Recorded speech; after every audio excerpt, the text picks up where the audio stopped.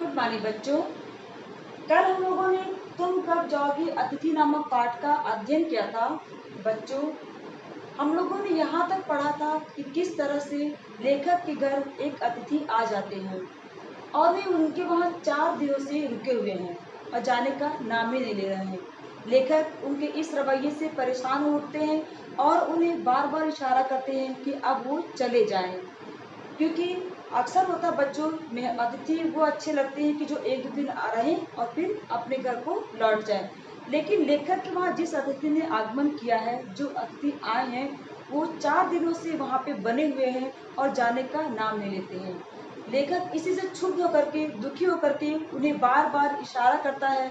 कभी वो कैलेंडर के माध्यम से इशारा करता है तो कभी अन्य बातों के माध्यम से वो इशारा करता है कि अब वो चले जाएं। बच्चों, हम लोगों ने यहाँ तक पढ़ा था। आइए अब आगे बढ़ते हैं। तुम अपने भारी चरण कमलों की छाप मेरी जमीन पर अंकित कर चुके हो। बोले कि तुम अपने चरणों की छाप जो है मेरी जमीन यानी कि मेरे घर पे अब अंकित कर चुके हो। अंकित बच्चों देखिए यहाँ पे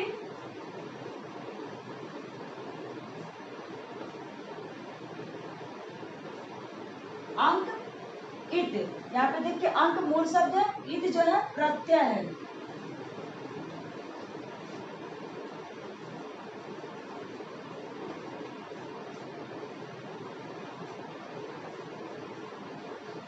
तो वो कह रहे हैं कि तुम अपने चरण कमलों की भारी छाप मेरे घर पे अंकित कर चुके हो। तुमने एक अतरंग निजी संबंध मुझसे स्थापित कर लिया और अब तुम इतने दिन से मेरे वहां पे हो तो हम लोगों में एक घनिष्ठ संबंध स्थापित हो चुका है। अतरंग मतलब होता है बच्चों घनिष्ठ है।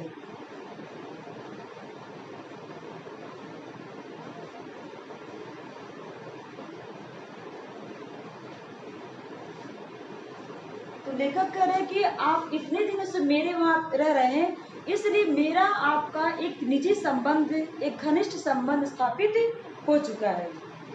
तुमने मेरी आर्थिक सीमाओं की व्यंजनी चट्टान देख ली। तुम मेरी काफी मिट्टी हो चुके हो।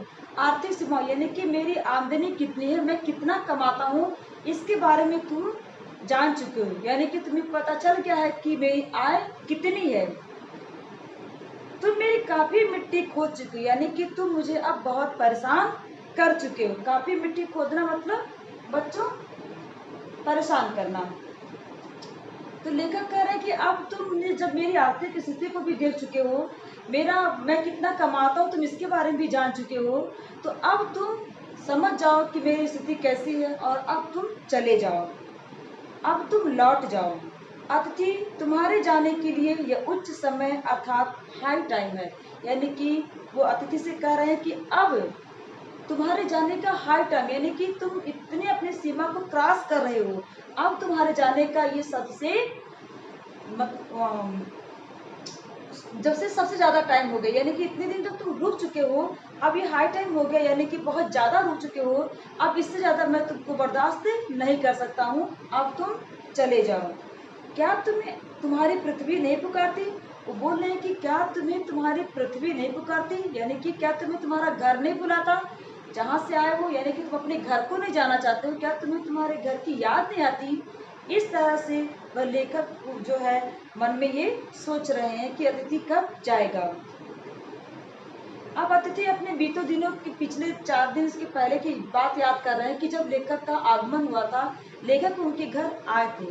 तो क्या कह रहे हैं, उस दिन जब तुम आए थे, यानी कि जिस दिन मेहमान का आगमन हुआ था, बोले कि जब तुम उस दिन आए थे मेरा हृदय किसी अज्ञात आशंका से धड़क उठा था। लेखक कह रहे कि जिस दिन तुम आए थे और जब मैंने तुमको देखा तो मेरा हृदय किसी अज्ञात, अज्ञात मतलब होता है बच्चों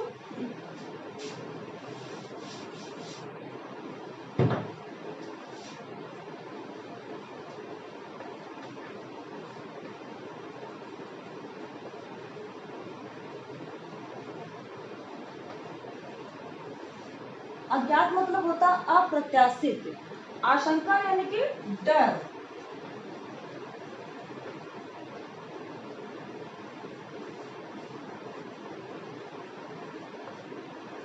तो लेखक कह रहे कि जिस दिन अतिथि आए थे, यानी कि जिस दिन तुम्हारा मेरे वहाँ आगमन हुआ था, उसी दिन जब मैंने तुमको देखा तो मेरा हृदय एक अज्ञात डर से, यानी कि एक अप्रत्याशित, एक आकस्मिक डर से मैं तुमको देख करके डर गया था। आशंका मतलब बच्चे यहाँ पे देखिए, आशंका मतलब होता है डर होता है, और इसमें जो है इसका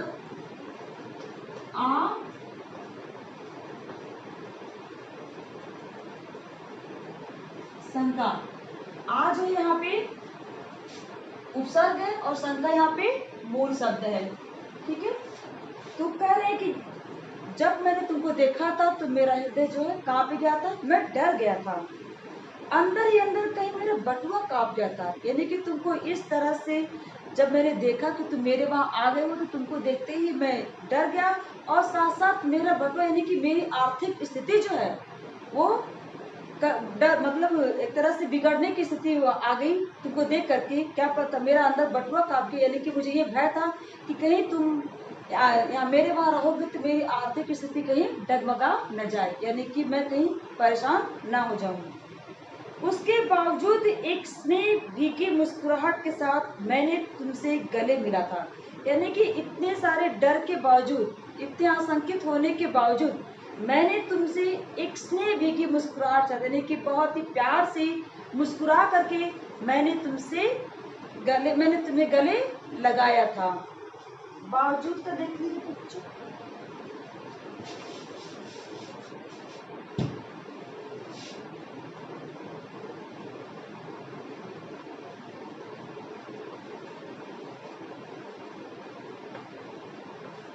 यहाँ पे बा उपसर्ग है,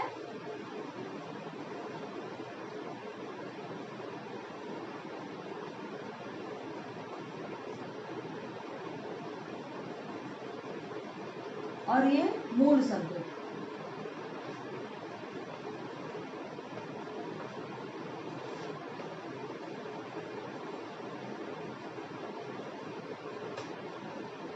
यहाँ पे देखिए बावजूद एक शब्द है, यहाँ पे देखिए बावजूद जो बा उपसर्ग से बना है, बा उपसर्ग से, और वजूद यानी कि मूल शब्द से बना है। तो वो कह रहे कि तुम्हारे आने से मुझे लगा कि मेरी आर्थिक स्थिति खराब हो जाएगी, मेरी आर्थिक स्थिति डगमगा जाएगी।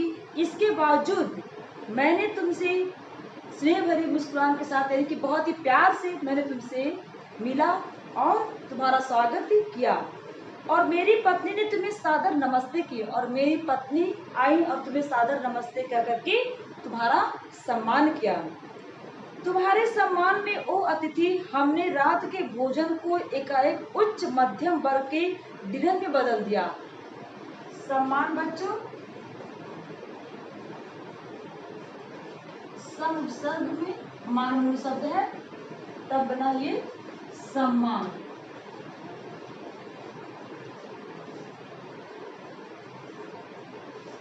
यहाँ पे देखिए सम उपसर्ग और मान मूल शब्द से बना है। तो वो कह रहे हैं कि जब तुम आए तो मैंने तुमको बहुत ही तुमसे प्यार से मिला और तुम्हारा स्वागत भी किया, और मेरी पत्नी ने तुम्हें सादर नमस्ते भी किया।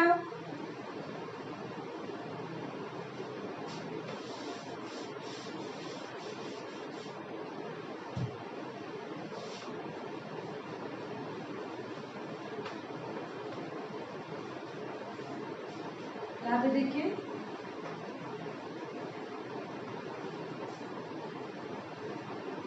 यहाँ पे सादर बच्चों, सादर में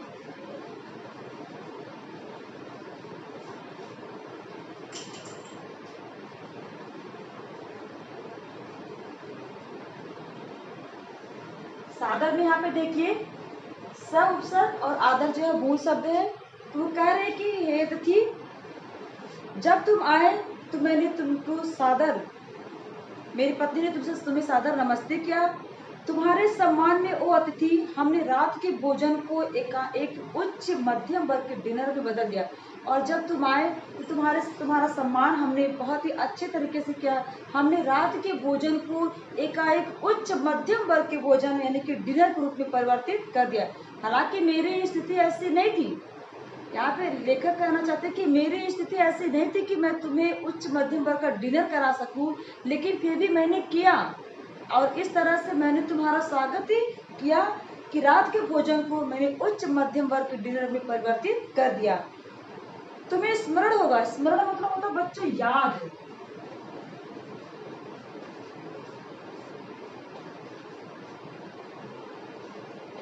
स्मरण मतलब होता है याद है। तो कह रहे कि तुम्हें स्मरण होगा कि 2 सब्जियों और रायते के अलावा हमने मीठा भी बनाया था। यानी कि तुम्हारे स्वागत में हमने 2 सब्जियां तो बनाई थी, उसके साथ साथ हमने मीठा भी बनाया था। इस सारे उत्साह और लगन के मूल में एक आशा थी। लेखक कह रहे हैं कि मैंने अपना रात का भोजन उच्च मध्यम वर्ग में इसलिए किया ताकि मुझे कहीं न कहीं आशा था कि मैं आपको बहुत अच्छी तरह से सम्मान करूंगा और आपको पूरी तरह से मैं संतुष्ट करूंगा, तो आप 1-2 दिन के बाद चले जाएंगे। इस उम्मीद से लेखक ने बहुत अच्छे से उनका स्वागत सत्कार किया, उनके लिए 2 सब्जियां बनाई और उसके साथ साथ मीठा भी बनाया था ताकि वो समय से अपने आप चले जाएं। आशा थी कि दूसरे दिन किसी रेल से एक शानदार मेहमानबाजी की छाप अपने हृदय में लेकर तुम चले जाओगे, और इस उम्मीद से उन्होंने ये सारे किया था कि क्या पता आप जो है 1-2 दिन की मेहमानबाजी करवा करके आप रेलगाड़ी से अपने घर को चले जाएंगे। हम तुमसे रुकने के लिए आग्रह करेंगे, और जब आप 2 दिनों के बाद अपने घर जाने के लिए प्रस्थान करने के लिए आप कहेंगे कि मैं जाना चाहता हूँ, तो मैं आपसे रुकने के लिए आग्रह करूँगा। अक्सर होता है क्या बच्चों, जब आप मेहमान आपके वहाँ आते हैं और 1-2 दिन ठहरते हैं, फिर जाने के लिए कहते, तो हम सभी लोग कहते नहीं अभी 1-2 दिन और रुक जाइए। लेकिन उस मेहमान को क्या कहते कि जो मेहमान आकर के कई दिनों से बैठा है, उसे तो मन में कहते नहीं कि आप जाओ। इस तरह के मन में लोगों की धारणा होती है। यहाँ भी लेखक कह रहे हैं कि मैं चाहता था कि मैं ये कहूँ कि आप रुकिए, मैं आपसे आग्रह करूं कि आप मेरे वहाँ कुछ दिन और रुकिए, मगर तुम नहीं मानोगे और एक अच्छी अतिथि की तरह चले जाओगे। यानी कि मैं आपसे आग्रह करूंगा, औपचारिकतावश हम आग्रह करेंगे, लेकिन आप जो है रुकेंगे नहीं, आप चले जाएंगे सिर्फ 1-2 दिन की मेहमानबाजी करा करके। पर ऐसा हुआ नहीं। यानी कि जिस उम्मीद से, जिस आस से लेखक भी जो है मेहमान का स्वागत सत्कार कर रहे थे कि अतिथि जो आए हैं, अतिथि देवतुल्य होते हैं, देवता के तुल्य उनको माना जाता है। वो जो मेरे वहाँ आए हैं तो उनका हम पूरी अच्छी तरह से स्वागत सत्कार करेंगे, और उसके बाद 1-2 दिन वो मेहमानबाजी करवा करके अपने घर को प्रस्थान कर जाएंगे। लेकिन इस अतिथि यानी कि जो लेखक वहाँ जो अतिथि आए हैं, उन्होंने ऐसा नहीं किया। दूसरे दिन भी तुम अपनी अतिथि सुलभ मुस्कान लिए घर में ही बने रहे, और दूसरे दिन यानी कि पहले दिन उन्होंने बहुत अच्छे से उसका स्वागत किया, और दूसरे दिन भी वो बहुत अपने अतिथि मुस्कान सुलभ मुस्कान से लेकर के वो उनके वहाँ पड़े रहे। हमने अपनी पीड़ा पी ली, और जब मैंने देखा दूसरे दिन जो है वो जाने का नाम ही नहीं ले रहे, तो लेखक कह रहा है कि मैंने अपनी पीड़ा पी ली, मैंने अपने दुख को सह लिया कि चलो 1 दिन और सही, क्या पता आज शाम तक चले जाए या फिर आज चले जाएं, और प्रसन्न बने रहे। और यानी कि अपने दुख को उन्होंने अंदर अंदर समेट लिया और खुशी मन से उनके साथ रहे। स्वागत सत्कार कि जिस उच्च बिंदु पर हम तुम्हें ले जा चुके थे, यानी कि स्वागत सत्कार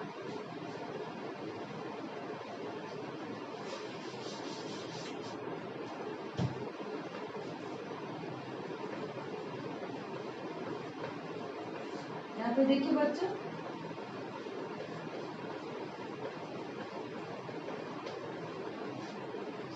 आगत, यहाँ पे उपसर्ग आगत मूल शब्द से बना है स्वागत है। तो बोले कि स्वागत सत्कार की जिस उच्च बिंदु पे, यानी कि मैंने आप लोगों का आपका स्वागत थे जितने अच्छे तरीके से हम लोग कर सकते थे, उससे भी ज्यादा हम लोगों ने किया, और अब उस बिंदु पर ले जा चुके हैं, उससे ज्यादा हम आप लोग का आपका स्वागत सत्कार हम नहीं कर सकते हैं। यानी कि वो हमारी सीमा थी, उससे अधिक हम आप लोग का आपका स्वागत हम नहीं कर सकते हैं। वहां से नीचे उतर हमने फिर दोपहर के भोजन को लंच की गरिमा प्रदान की। अभी मैंने बहुत अच्छा, मतलब सबसे अच्छा सर्वोत्तम आपका स्वागत किया, लेकिन अब जो है मैं उससे थोड़ा सा नीचे आ रहा हूँ। यानी कि दोपहर को भोजन को अब मैंने लंच की गरिमा प्रदान की, और रात में तुम्हें सिनेमा दिखाया। उसके बाद जो है हम आपको दूसरे दिन जो है हमने लंच अच्छे से आपको कराया और आपको सिनेमा भी दिखाया। हमारे सत्कार का यह आखिरी छोर था, यानी कि हमारे सत्कार का अब यह आखिरी छोर था। इससे ज़्यादा आपका सत्कार हम नहीं कर सकते, जिससे आगे हम किसी के लिए नहीं बढ़े। इसके तुरंत बाद भावभीनी विदाई को भीगा हुआ क्षण आ जाना चाहिए, यानी कि अब मेरा आखिरी छोर था, इससे ज़्यादा मैं आपके लिए कुछ भी नहीं कर सकता।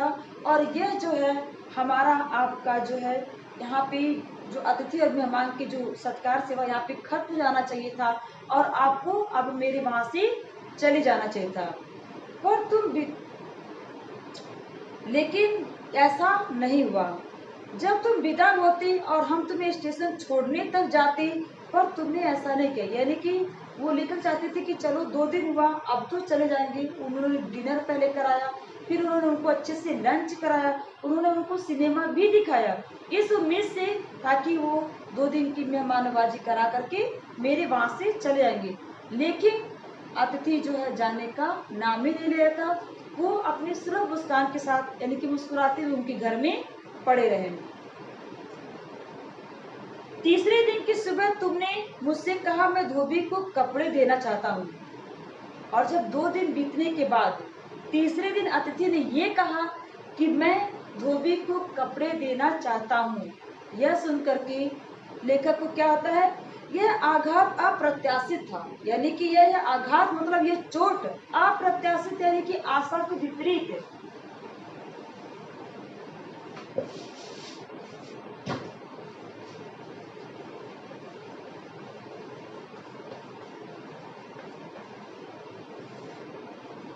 अप्रत्याशित क्या देखिए बच्चों, अप्रत्याशित मतलब होता है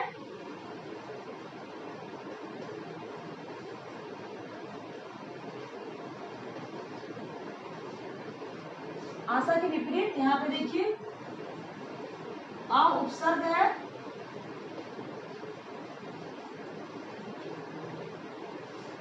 और प्रत्याशित मूल शब्द है।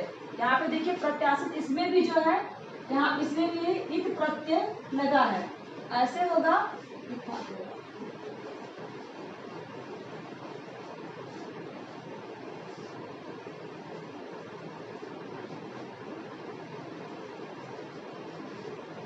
इसमें अप्रत्याशित का मतलब होता है आशा के विपरीत, यानी कि जिन्होंने जो लेखक ने नहीं सोचा था उसके विपरीत हुआ। अप्रत्याशित में देखिए अ उपसर्ग, अप्रत्याशित मूल शब्द, इसमें बच्चों इत प्रत्यय मिला, यानी कि इस अप्रत्याशित में उपसर्ग भी है और प्रत्यय भी है। ठीक है, अ उपसर्ग और इत प्रत्यय मिलकर के अप्रत्याशित शब्द बना है। तो वो कह रहे हैं कि जब लेखक मेहमान ने ये कहा कि मैं धोबी को कपड़े देना चाहता हूँ, तो जब लेखक ने यह सुना, यह आघात जो है उनकी आशा के विपरीत था। कहाँ वो ये सोच रहे थे कि 1-2 दिन रह करके मेहमान चले जाएंगे, लेकिन यहाँ तो मेहमान तीसरे दिन भी कपड़े धोने की बात कर रहा है, यानी कि अभी ये और रुकेंगे। और इस तरह से जब लेखक ने ये सुना तो उन्हें जो है ये बहुत ही दुखदाई ये शब्द लगा, और इसकी चोट मार्मिक थी। मार्मिक यानी कि मन को छेदने वाली, यानी कि मन को चोट पहुंचाने वाली ये इनका शब्द था कि मैं धोबी को कपड़े देना चाहता हूँ।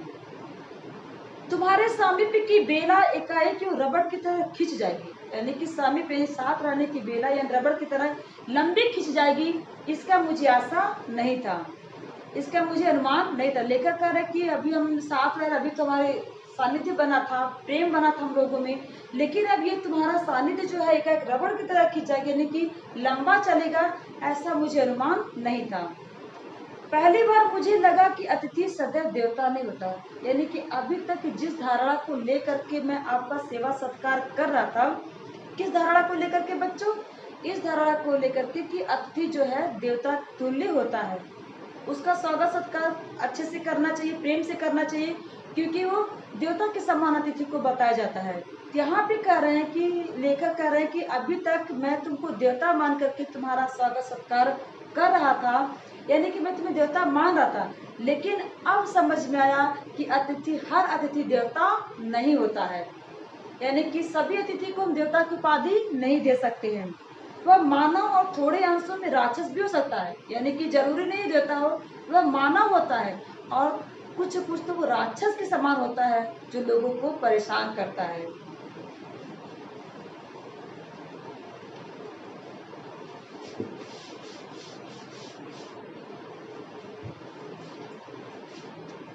बच्चों आइए, अब आज के लिए इतना ही। यहाँ पे कुछ इससे संबंधित कुछ हम प्रश्न आप लोग को बता दें। इस प्रश्न को आप लोग अपने, जो प्रश्न मैं यहाँ पे बता रही हूँ, इस प्रश्न को आप लोग अपनी कॉपी में नोट कर लीजिएगा। हमने कहा था कि आप लोग हर लेसन की कॉपी बना लीजिए। जो भी क्वेश्चन हर लेसन का जो मैं यहाँ पे दूंगी, एक कॉपी बना लीजिए। उसमें मैं जो जो लेसन दूंगी उसके मैं जो एक एक क्वेश्चन, एक एक नंबर की जो मैं क्वेश्चन लिख रही हूँ उसको आप कॉपी में लिख लीजिएगा। जैसे देखिए यहाँ पे क्वेश्चन नंबर 1,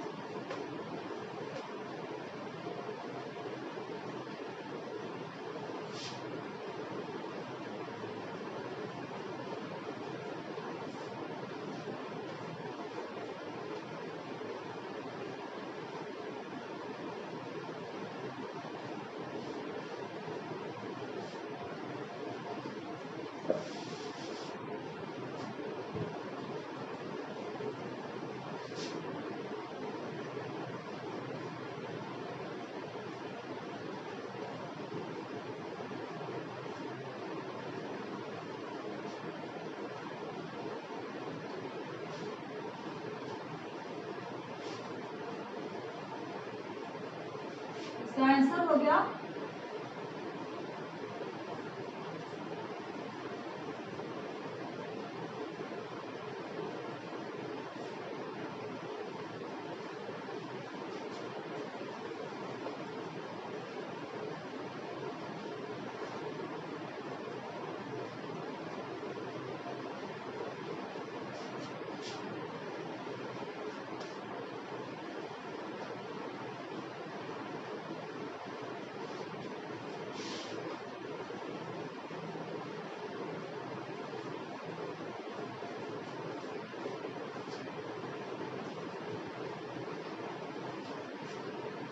यहाँ पे देखिए पहला क्वेश्चन क्या है कि मेहमान को देखकर क्या कांप गया। इसका उत्तर है कि मेहमान को देखकर लेखक का बटुआ कांप गया। क्या कांप गया? बटुआ कांप गया। दूसरा क्वेश्चन देखते हैं।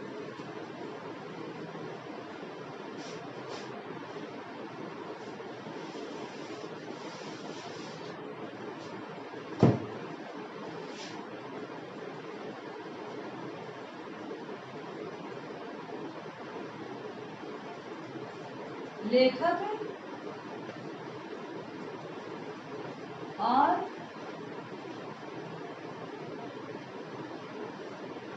उनकी पत्नी ने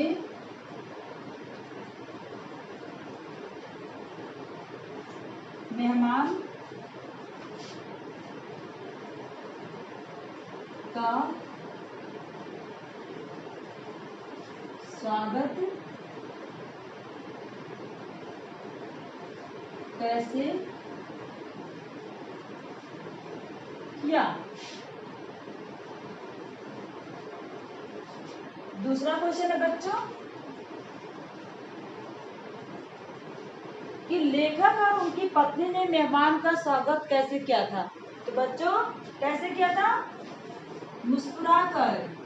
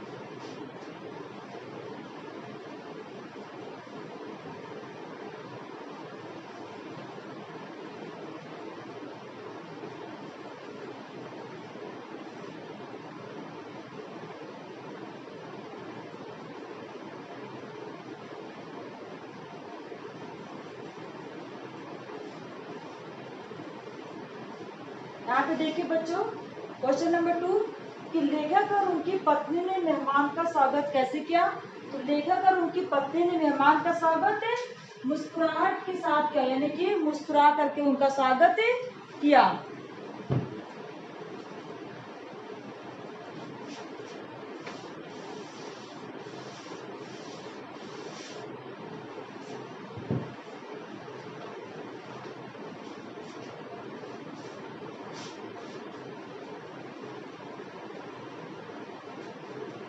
क्वेश्चन नंबर देखिए 3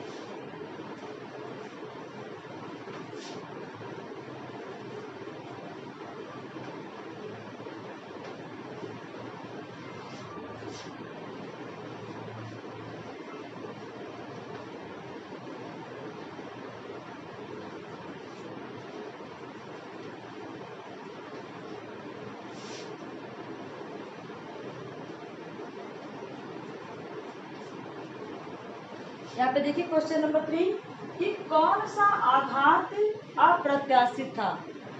किस आघात की बात यहाँ पे कर रहे हैं। तो मेहमान द्वारा धोबी को कपड़े देने की बात जो है, आघात जो है वो अप्रत्याशित था। यहाँ पे प्रश्न होगा, उत्तर होगा बच्चों कि धोबी को कपड़े देने की बात जो है ये आघात अप्रत्याशित था। बच्चों आज के लिए इतना ही, आगे हम लोग कल पढ़ेंगे। धन्यवाद।